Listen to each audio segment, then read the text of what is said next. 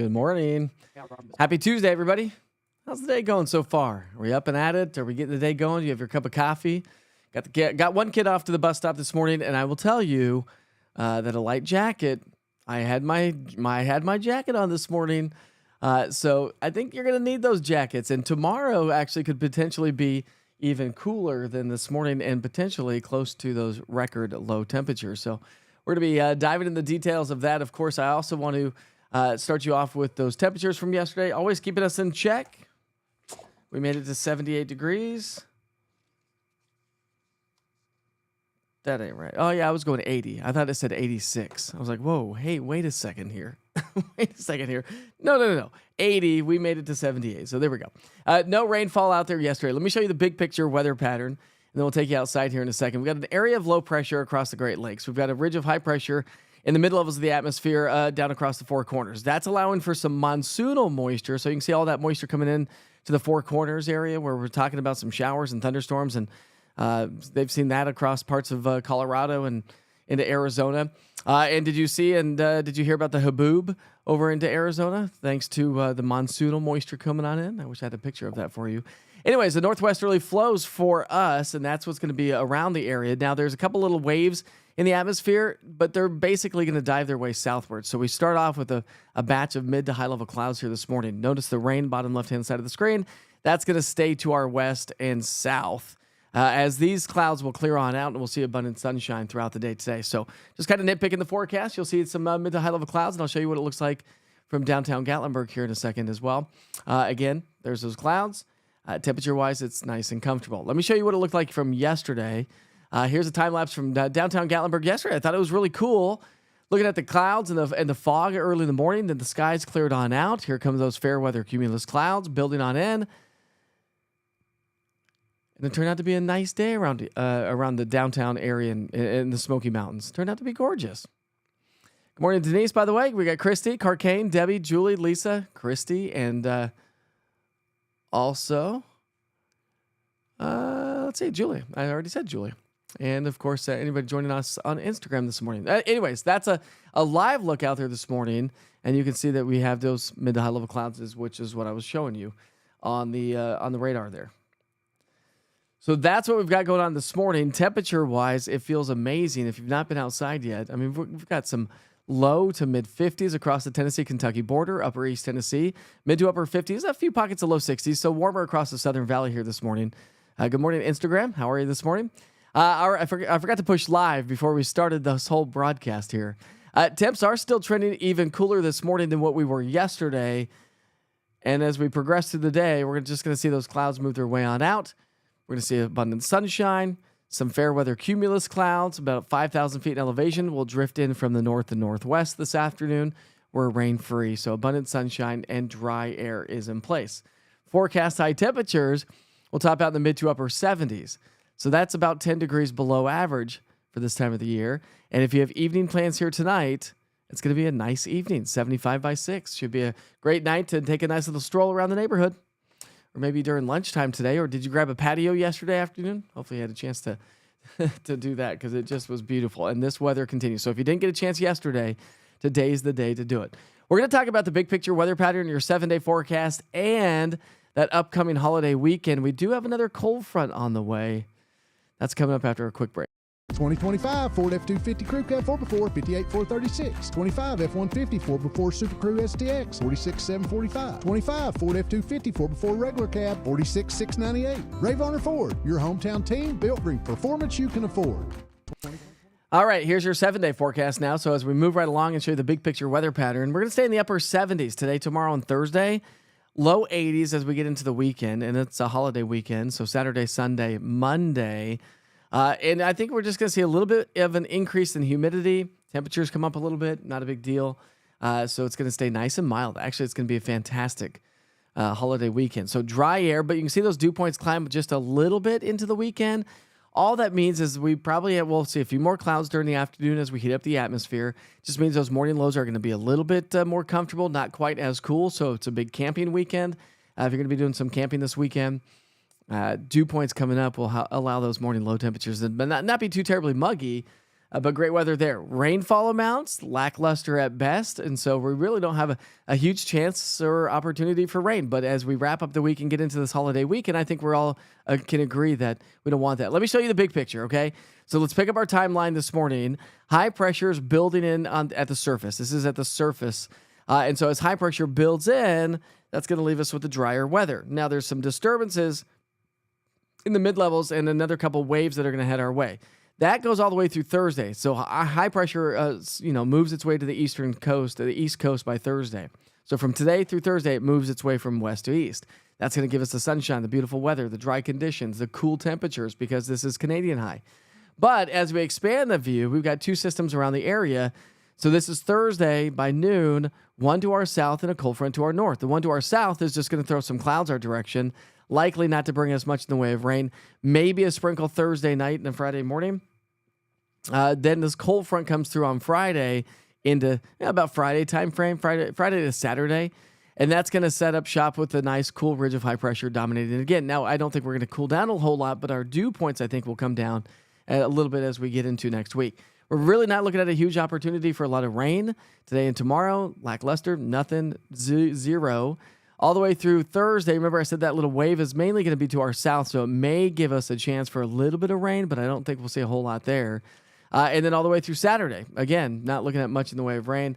So your 7-day stretch of rainfall, we may start to get a little bit more of an influx of moisture coming in from the south as we get into, say, Monday. And if that were to happen, then just a couple of afternoon showers. But I don't think it's going to be really adding up to a whole lot. The Climate Prediction Center continues to see the probabilities of below average temperatures all the way through the first week to pushing the second week of September. So we're going to be trending on the cooler side. How about this live view this morning? Nice view of downtown Clinton. Downtown Clinton and Anderson County looking off to the southeast. Gorgeous sunrise. You can see those high clouds that I was talking about. These move their way on out, and then some low-level clouds move their way back in as we kind of heat up the atmosphere and work things back through. All right. That's what we got going on for weather. Now it's time for those national holidays. So ready to dance, my friends, shall we? Moving right along. By the way, it's 7:39. A couple people joining us on Instagram this morning. How are you? All right. So it is August 26th, August 26, 2025. We're celebrating birthdays and events here today. If you're celebrating a birthday, let us know. Give us a big old shout out. Good morning, Kathy. How are you this morning? I hope you have a great day, too. It's going to be a good day. It's going to be a perfect day to get out and enjoy. Today's National Got Checked Day. Have you gotten checked, lady? It looks like a mammograms, I'm assuming. First company pink. So let's see. National Got Checked Day on August 26th creates a call to action providing a friendly reminder. This is your friendly reminder. And asking a simple question. Have you gotten checked yet? Got checked? Be inspired when you answer yes. So I would highly recommend that, ladies. It's National Web Mistress Day. Oh, do we dare dive into that one? A web mistress is a woman who designs, develops, and markets and maintains websites. There we go. Okay, we're family friendly here. The term has existed since the mid-1900s, 1990s, not the 1900s, the 1990s. In June of 1995, the term officially entered technology's lexicon. That month, Kat Valentine secured the domain web name webmistress.com. There we go. So you learn something new every day. It's National Cherry Popsicle Day. I'll give you a shout out to that. And it's National Women's Equality Day. I will also give a big shout out to that, to all you ladies out there this morning. It's your birthday. Well, happy birthday. Happy birthday. Beagle Brown 51. What up, Rick Green? All right, my friend. It's morning Witchers Watchers. Today's also National Dog Day. Give your dogs some big love today. National Dog Day. All right. Now, I guess I'm going to take you back outside. Show you what it looks like from Fox Road Marina. Show you all the East Tennessee weather cameras. New, more coming to the market soon. But now we're going to be talking about national weather events across the national weather events in history. So, some national weather events. In 1992, Hurricane Andrew made a second landfall near Burns Point, Louisiana, as a Category 3 hurricane. This was in 1992 for a second landfall. Morgan City, Louisiana, recorded sustained winds of 92 miles per hour with a peak gust of 108 miles per hour. Let's see. Hammond, Louisiana, received over almost 12 inches of rainfall as Hurricane Andrew moved inland and weakened. It spawned 47 tornadoes from this date through the 28th, from the south to the mid-Atlantic states. That's a lot. All right. A lot of folks, Hurricane Andrew, obviously in the thoughts and minds of a lot of Floridians and, of course, Louisiana folks. In 1988, a dozen cities in Texas, Colorado, and California reported record high temperatures for this date in history, including readings of 100 degrees in Pueblo, Colorado, 106 in Wichita Falls, Texas, and 109 degrees in Redding, California. How about this one? In 1976, a weak tornado touched down briefly in the Hockley Hills area near Kewanna, Alaska, about 29 miles north of the Arctic Circle. Crazy stuff. Let's see. A train in 1864 running from Cincinnati to Chicago was derailed by a tornado in Dearborn County, Indiana, or 75 miles southeast of Indianapolis. 2 passenger cars were lifted from the tracks and dropped in a ravine, which injured 30 people. That was in 1864.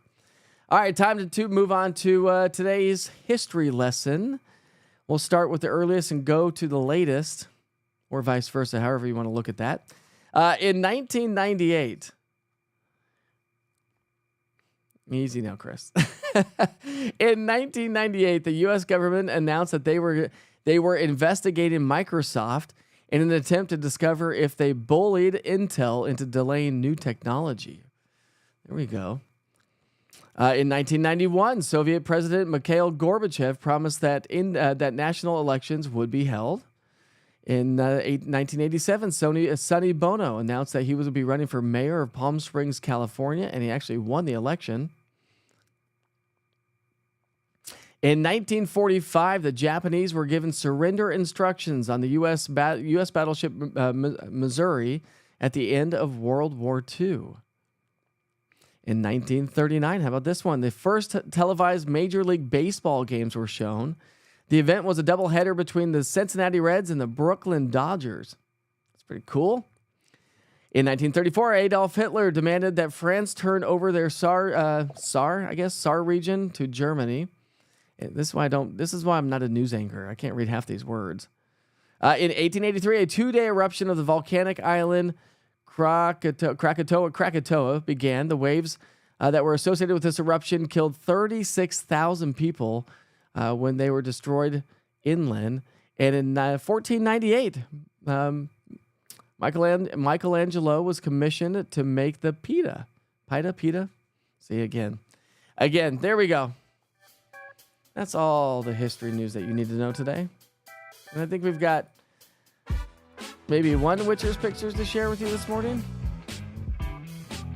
I think we showed this to you yesterday, so maybe not a new one, but we'll show it to you again. Joey Exum. A gorgeous sunrise, and that's similar to what we have taken shape here this morning. My airport camera seems to be down today.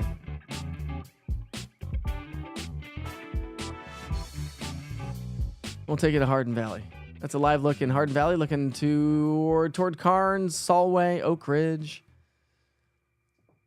That's all we have this morning. Thanks for joining me.